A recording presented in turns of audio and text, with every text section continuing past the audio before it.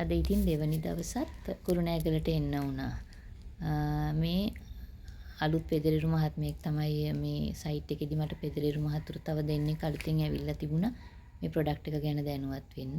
මේ පෙදරේරු මහත්තයා එක තමයි අපි ඔය කැට තියෙන පෙදරේරු මහත්මයා එක තමයි අපි සාම්පල් එක කරේ මේ සයිට් එකේ. නමුත් එයාගේ එච්චර කැමැත්තක් නෑ වගේ මේ ප්‍රොඩක්ට් එකෙන් යන්න. හේතුව එක වෙලාවෙන් ඉවර වෙන නිසා වෙන්න ඇති. ඉතින් කැට තියන්නේ නැද්ද? ළඹ කරන්නේ නැද්ද? ඔහොම ගහලා හරියනවද කියන අය මේ වීඩියෝ එක දැක්කොත් අනිවාර්යෙන් බලන්න. සාම්පල් එකක් නිකන් කරාට බිත්තියක්ම කපරාරු කරනකොට ඒ වැඩේ කරන්න බෑ. ප්‍රොඩක්ට් එක පෙන්වන්න තමයි සාම්පල් එක කරන්නේ. නමුත් බිත්තිය කපරාරු කරනකොට කැට තියලා ගන්නෙ. නමුත් කැට තියනකොට අපි අනිවාර්යෙන් දැනුවත් කිරීමක් කරනවා. එක වෙලාවේ මුළු බිත්තියම ළඹ කරලා කැට තියාගන්න. ඒ වගේම ළඹ කරද්දී මේ බිත්තියට පුරවන්න අවශ්‍ය අවම ඝනකම පාවිච්චි කරන්න කියලා. හේතුව එතකොට තමයි කස්ටමර්ට වාසි වෙන්නේ. මේකෙන් බිත්තියට වැඩිපුර අලවන්න බැරි හේතුවක් නැහැ. දැන් ඔය මැද කැට තියාගත්ත තැන අඟල් භාගයකට වඩා පිරුණා.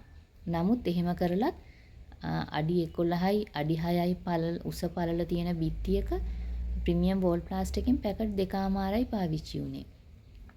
ඉතින් ඊට පස්සේ මේ ඒ කියන්නේ එක පැකට් එකකින් වර්ග අඩි 26.4ක් මෙතනදී කෙරිලා තියෙනවා.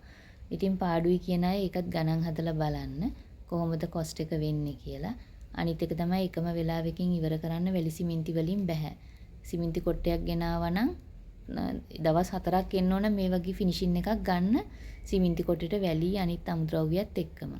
ඉතින් ඊළඟ එක තමයි මට්ටන් ලියෙන් කපනකොට ඒ කපන කපරාරුව මේ අනිවාර්යෙන් බාස්කට් එකට දාගන්නම වග බලා ගන්න. අපරාධي අපතේ යවන්න එපා. දැන් මේ මට්ටන් ලියෙන් කපලා මනිස් කරපු බිත්තියට තෙත තියෙද්දිම බාගෙට තෙත වේලුනාම මේ টොප් කෝට් එක ඇදලා ෆිනිෂ් කරන වෙලාව තමයි මේ පෙන්නන්නේ. ඉතින් එකම වෙලාවේ টොප් කෝට් එක ඇදලා හැන්දෙන් මැදලා දැම්මහම ඒ බිත්තියේ වැඩ එක දවසෙම ඉවරයි.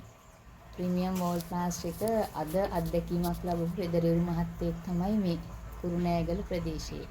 ඉතින් ඔබතුමා කියන්න කොහොමද අද මේක පාවිච්චි කරේ? මොනවද ලැබපු අත්දැකීම්? වතුරත් එක්ක මොනවද උනේ?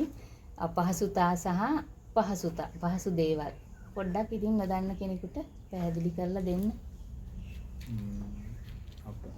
පටන් ගන්නදී ඇත්තටම මේ අපිට මේ යන්නේ කිසිම අත්දැකීමක් නැති ප්‍රොජෙක්ට් එකක්. ඉතින් අපි වතුර වැඩි වුණොත් මේකේ වේලීම බොහොම අඩුයි. يعني පැය ගාණක් හිටියත් වේලෙන්නේ නැහැ. වතුර අඩුවෙන් මේ තමයි ගන්න ඕනේ. නමුත් ඒ එතකොට ටිකක් බාසුන් හැට අපහසුයක් දැනෙයි. නමුත් පහු වෙනකොට ඒක අර පොට් එහෙම ගහන වෙලාවට ඒක කිසිම අවුලක් නැතුව ඉක්මනට වැඩේ කරගත්ත හැකියි. ඉතින් මේක හොඳයි නරක දෙයක් නෙමෙයි.